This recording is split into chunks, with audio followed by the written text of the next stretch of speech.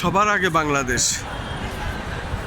আমরা চীন মৈত্রী সম্মেলন কেন্দ্রে একতা আর সাহসের মেলবন্ধন। 4 জুলাই আমাদের চিরন্তন স্পন্দন।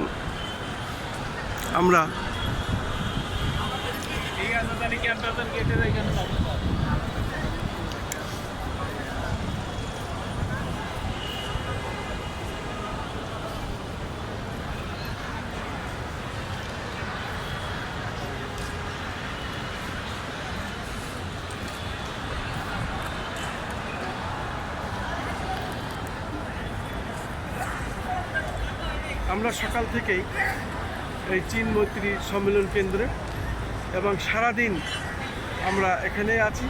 এইমাত্র মাননীয় প্রধানমন্ত্রী বেরিয়ে গেলেন।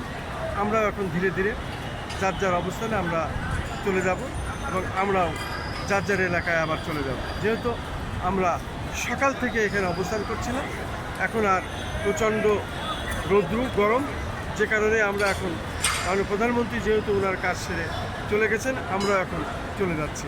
আসসালামু আলাইকুম। সবার আগে বাংলাদেশ। সবার আগে বাংলাদেশ। সবার আগে বাংলাদেশ।